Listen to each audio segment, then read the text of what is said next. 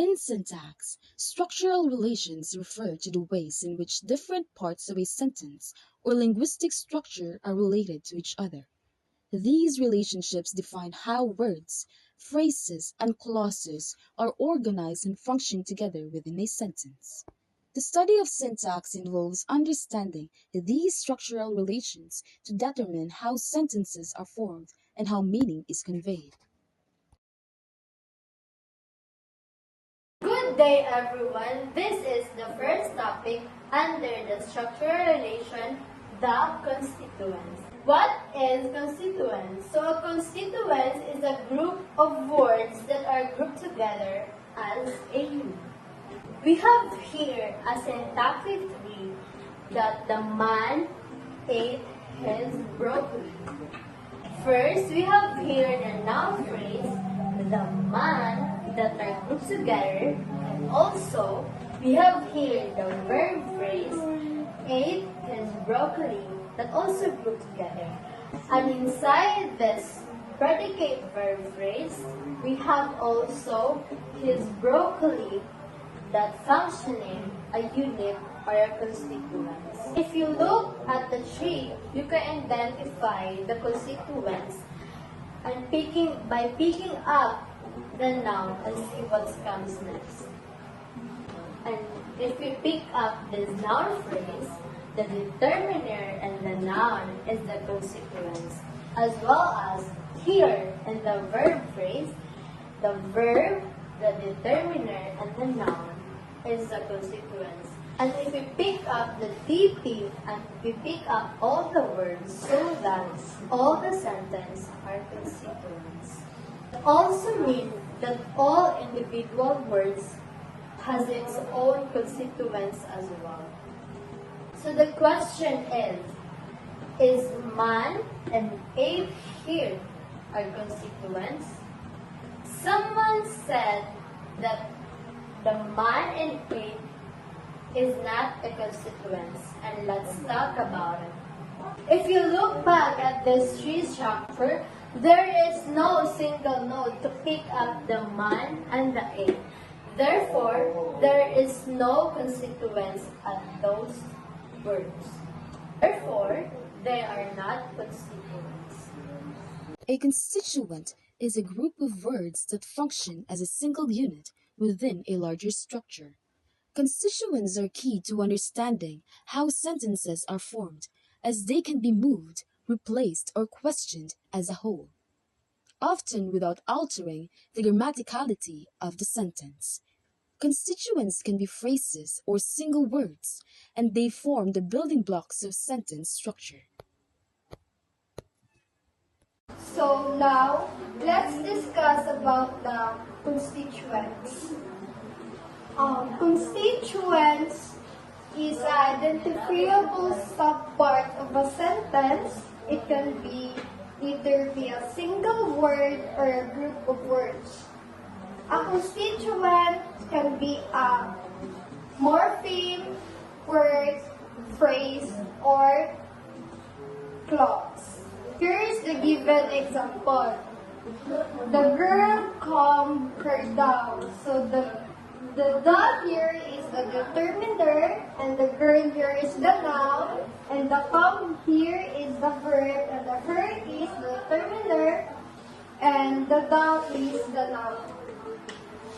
So we're going to write the TP here, and down there the NP, which is the noun phrase, and the da is the determiner, and the noun is the girl, and the verb phrase here is the word come, and the noun phrase is the her is the determiner, and the noun which is the done. So here is another example. The cat chased the mouse. The cat here is the noun phrase that acts as the subject of the sentence.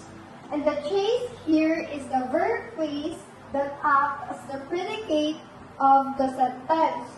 And the mouse here is the another noun phrase that functions the direct object of the verb phrase. So we're going to constituent test. So we are looking for substitution test. If a group of words like a pronoun or proform, then it's likely a constituent. Like for example, the cat here is substituted with it, so it chased the mouse. A syntactic tree, also called as parse tree, is a hierarchical structure that represents the syntactic structure of a sentence. The tree shows how words group together into constituents and how these constituents relate to each other. Today, we are exploring tree diagram, a useful tool for organizing information visually. A tree diagram is a branching representation of relationship. Like a tree, it starts with a single point and branches out into multiple parts. Now let's look at the main parts of a tree diagram. First is the root node. We can identify a root node because it has no line on top of it. The next one is the branches. Here is the example of branches. It connects the parts of the tree. The third one is the non-terminal node, a node which have at least one branch underneath it, and it can be identified here.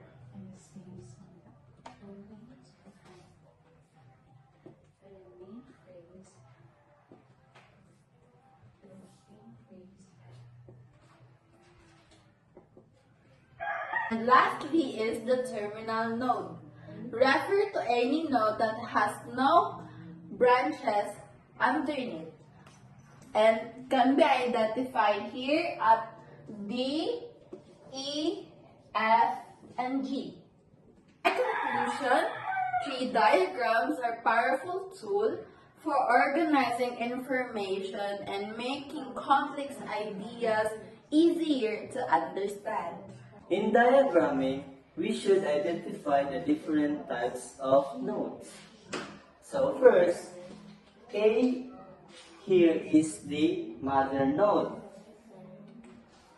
And B and C is the daughter of the mother node, which is A.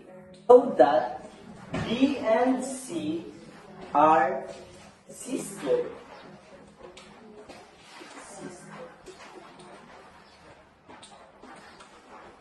Here also, and B is the mother of D and E.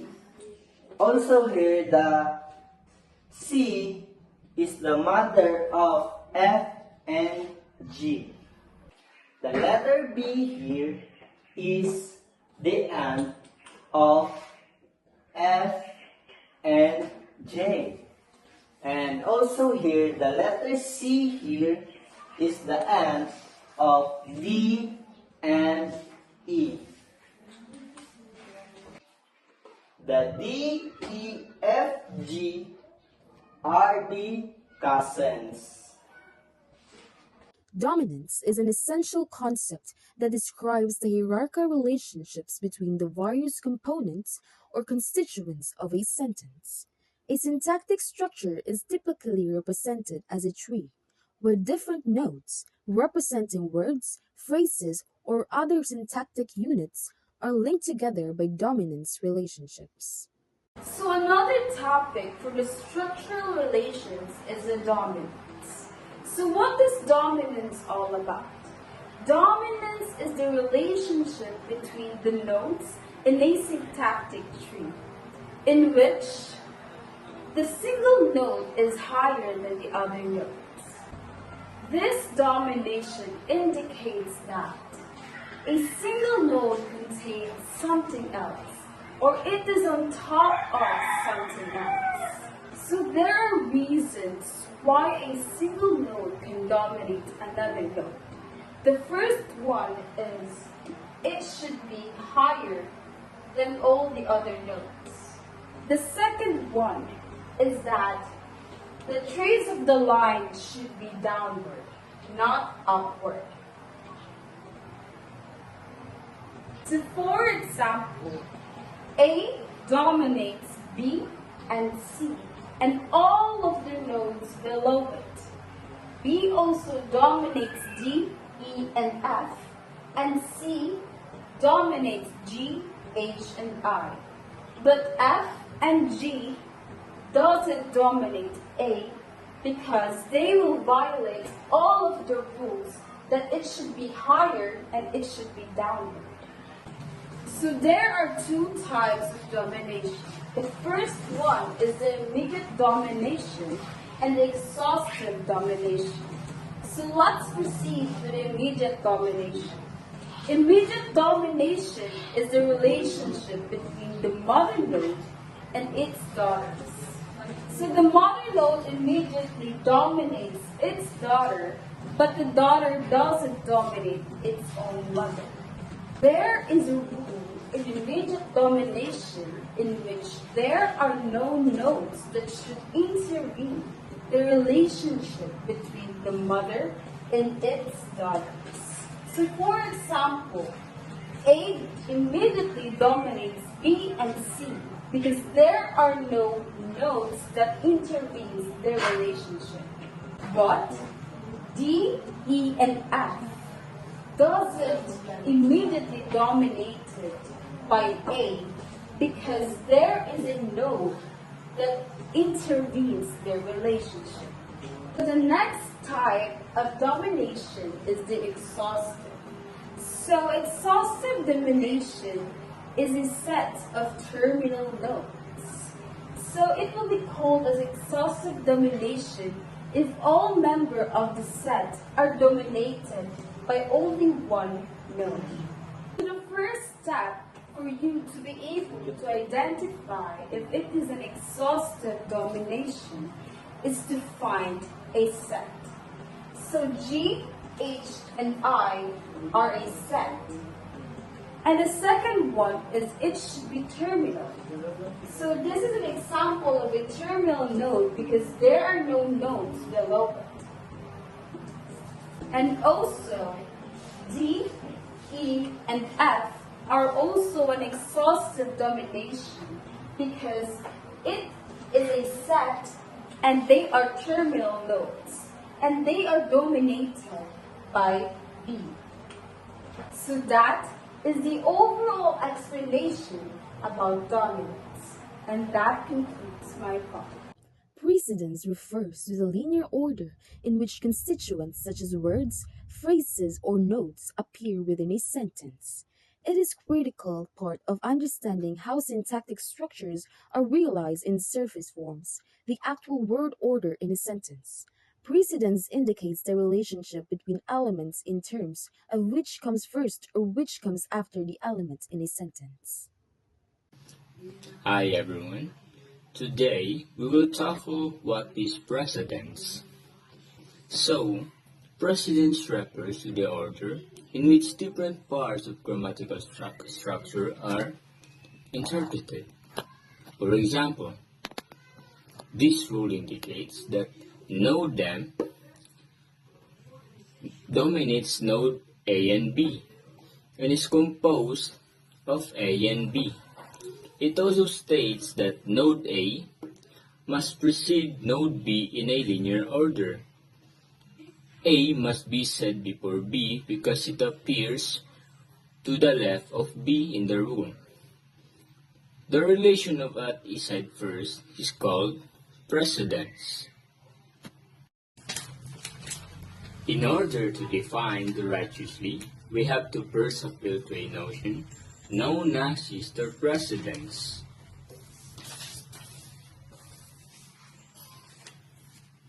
Sister precedence is when node A sister precedes node B if and only both are immediately dominated by the same node M,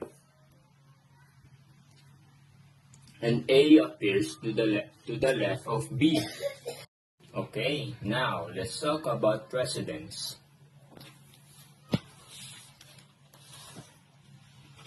Example, node A precedes node B, nor B dominates A, and A, or some node dominating A, sister precedes B, or some node dominating B. This rule not only say that M dominates A and B and is compared of A and B. It also says that A must precede B in a linear order. A must be said before B because it appears to the left of B in the room. The definition of this is pretty complex, so let's break it apart. The first bit of the definition says neither A dominates B nor B dominates A. The reason for this should be obvious on an intuitive level. Remember, domination is a containment relation. If A contains B, there is no obvious way in which A could be to the left of B. Think of it this way. If you have a bucket and the bucket has a water in it, you can't say that the bucket is to the left of the water. That is physically impossible. The bucket surrounds the water. The same holds true for dominates. You can't both dominate and precede. The second part of the definition says A or some node dominating A, sister precedes B, or some node dominating B. This may seem like an overly complex to say to the left, but there is a good reason we phrase it this. This has to do with the fact that the terminal of a tree don't float out in space. They are dominated by other nodes that might precede or follow themselves in other nodes.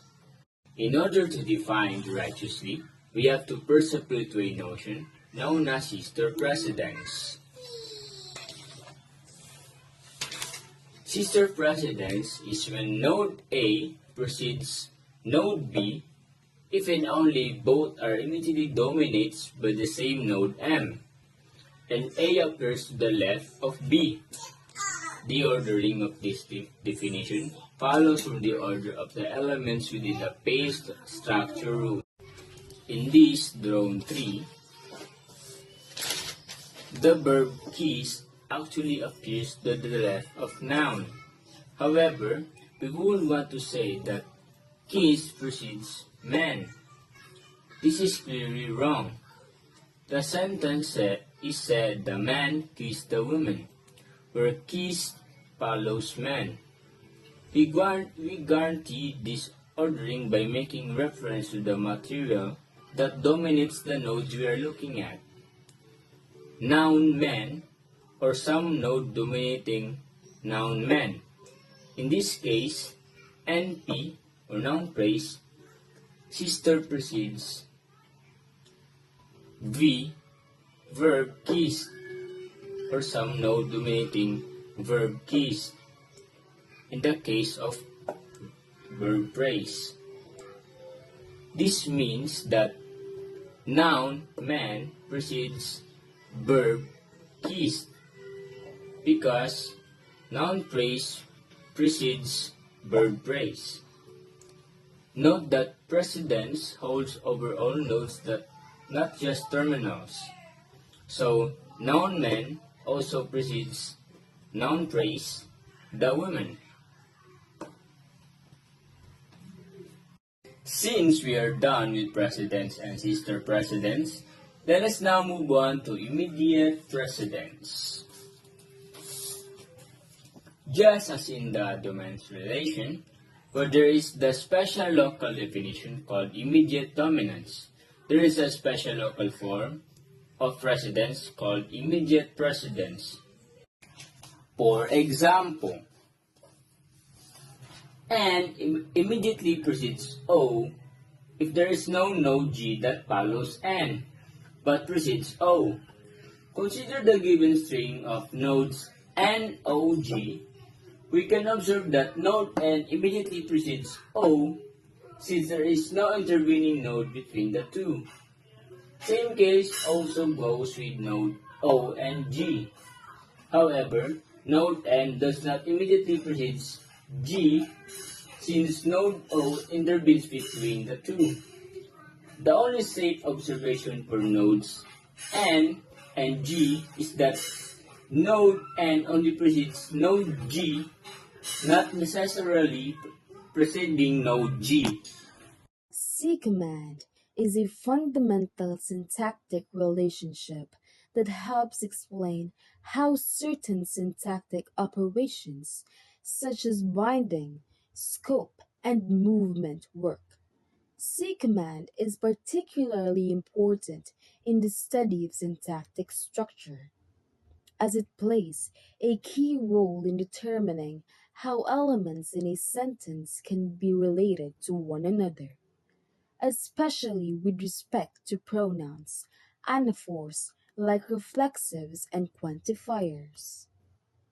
Now, we are done with procedures. And in this part, or in these structural relations, we're going to talk about something called the C command. And which is another type of structural relations. And C command has its three types. First, we have the C command, the regular or the general C command. Secondly, we have the symmetrical or symmetric C command. And lastly is the asymmetric C command. Now, the official way to explain C command is that we can say that every node that dominates X also dominates Y. Secondly, X itself does not dominate Y. Therefore, basically, what this means is that they are sisters. Now, C command is a relation where you go up once, and then you go down, and then you go down as much as you want, and then the other side, you go up, and then you go down. But if you go up once, and then you go another line upwards, it goes wrong. Now, if two nodes C-commands each other, or they both can C-command each other, usually in this case, they are sisters. And if that's the case, we can call that kind of relation symmetric C-command, meaning that both of them can C-command each other. So B C-commands C, and C commands B. And in another case, when B C commands D, but D does not C commands B, this type of C command relation is called asymmetric C command. And now, to sum up, we have now three different types of C command. First, we have the C command, the regular or the general C command. Next, we have the symmetric C command, where they both can C command each other. Then we have the symmetric C command, where one can C command the other, but the other cannot C command the first one. Binding theory deals with how pronouns, reflexive pronouns, and other referential expressions like anaphors are related to their antecedents, the noun phrases that they refer to. Binding theory provides a framework for understanding of the syntactic constraints on this relationship, specifying when and how these expressions can be bound to their antecedents. So, now let's talk about the binding theory proposed by Noam Chomsky. So what is binding theory?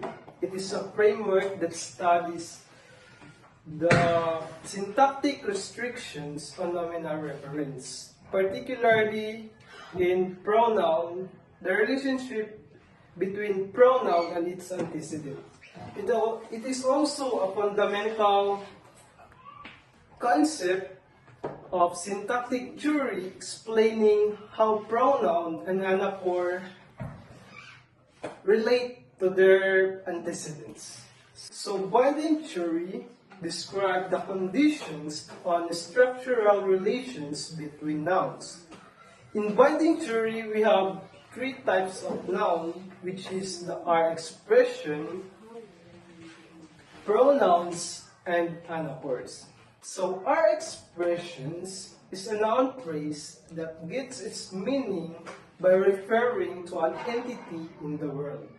Examples of R expression is a proper noun and some common nouns. Next is pronouns. So, in part of speech, pronoun is a word that replaces a noun. Example, he, her, him, and his. So, next is anaphor. Anaphor is a noun phrase that obligatory gets its meaning to another noun phrase in a sentence. Example, himself, herself, themselves. Okay, now let's proceed to the notions of a binding theory. First is the antecedent.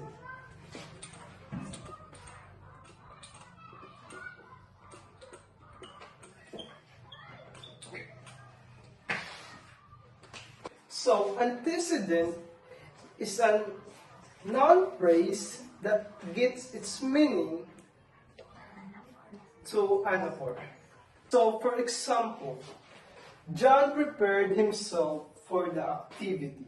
So, John here is our expression, and himself is an anaphor.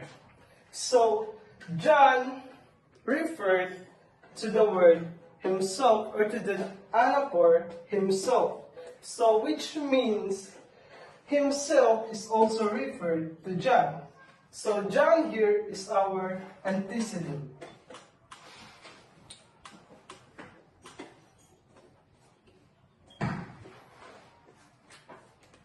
Okay, next is indexing.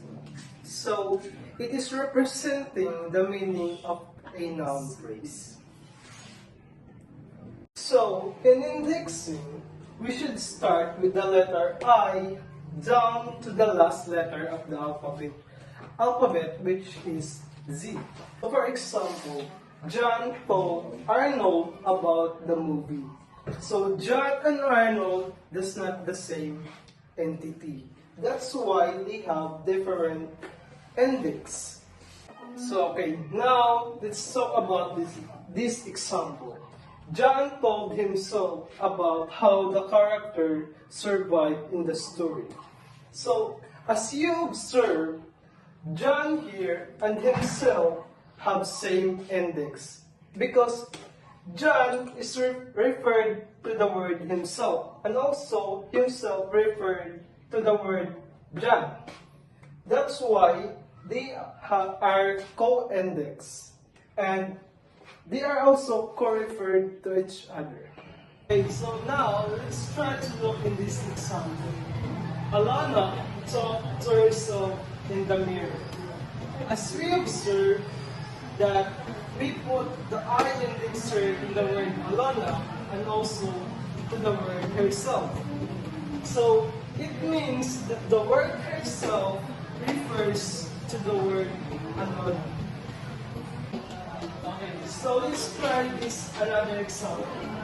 Jacob said that he is good in basketball.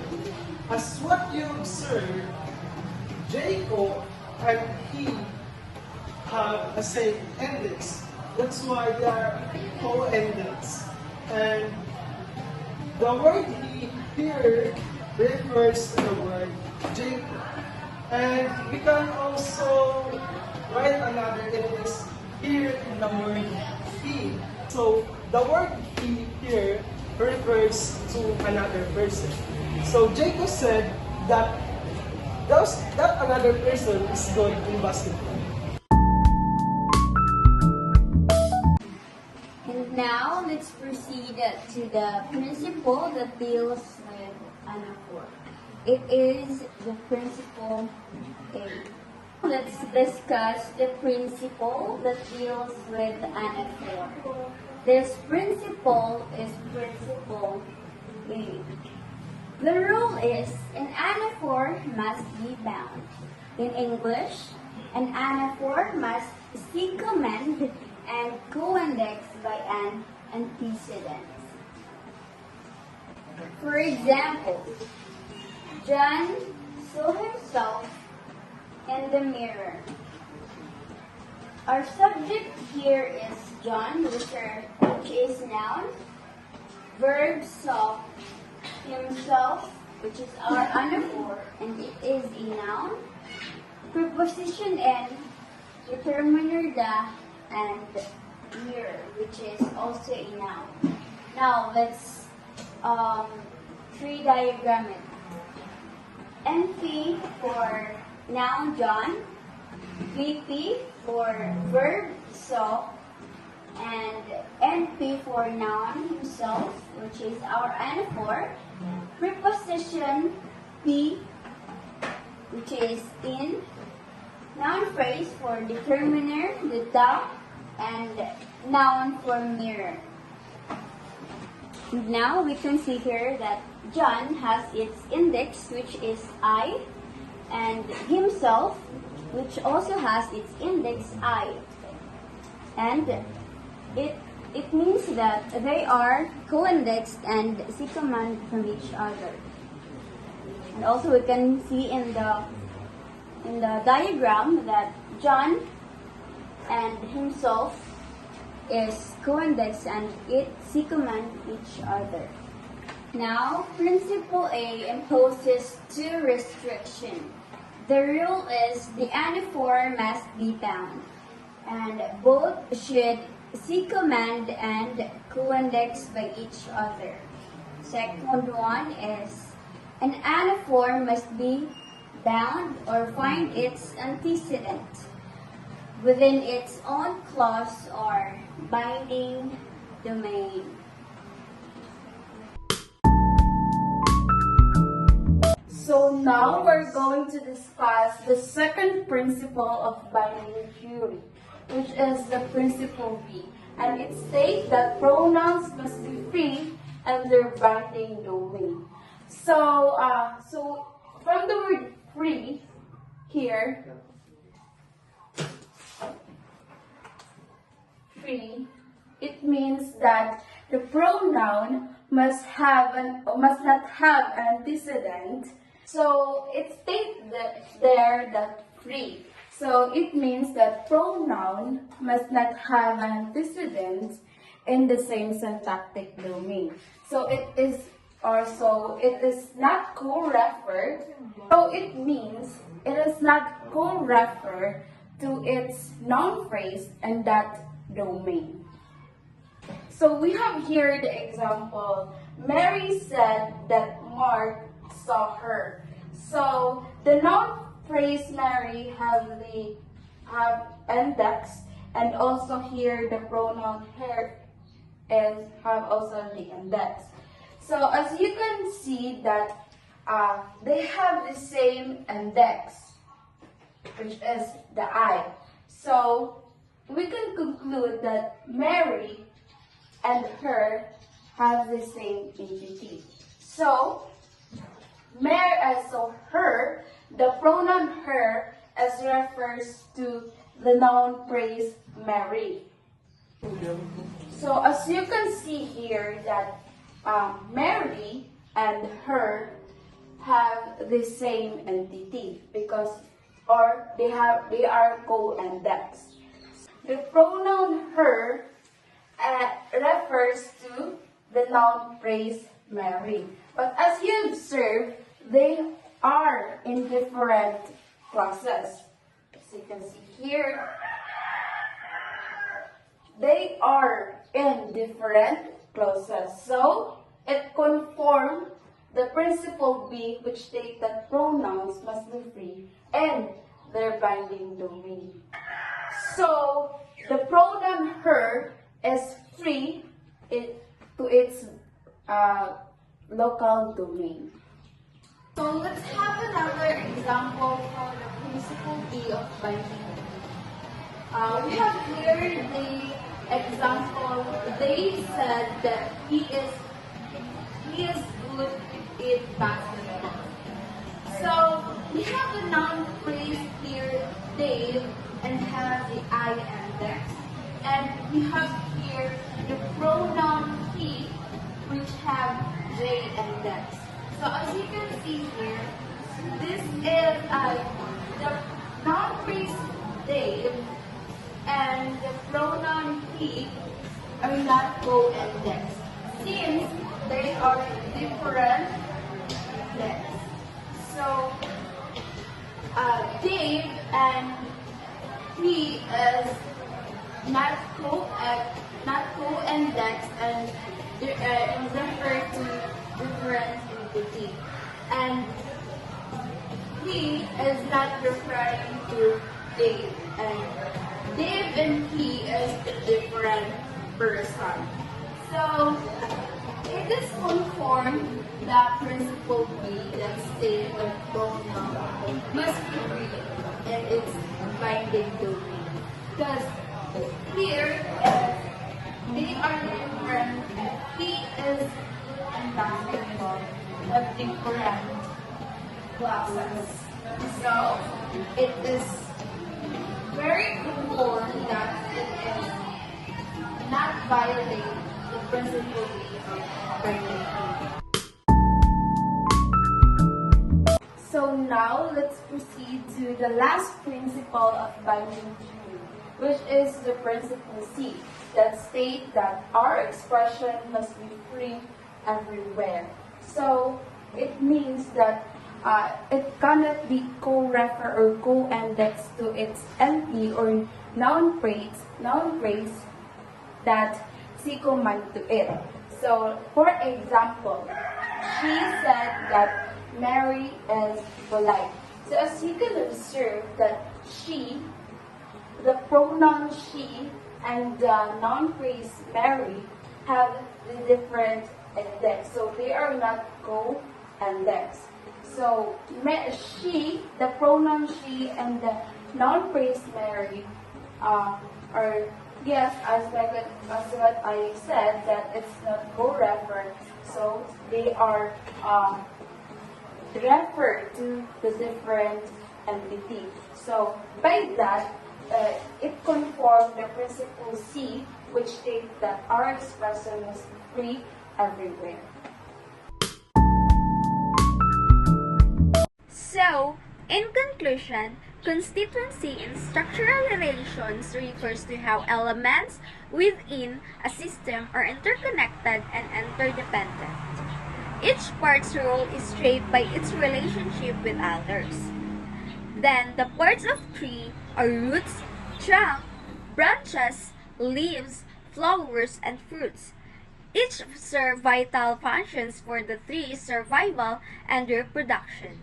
Together, they support growth, stability, and the tree's life cycle within the ecosystem.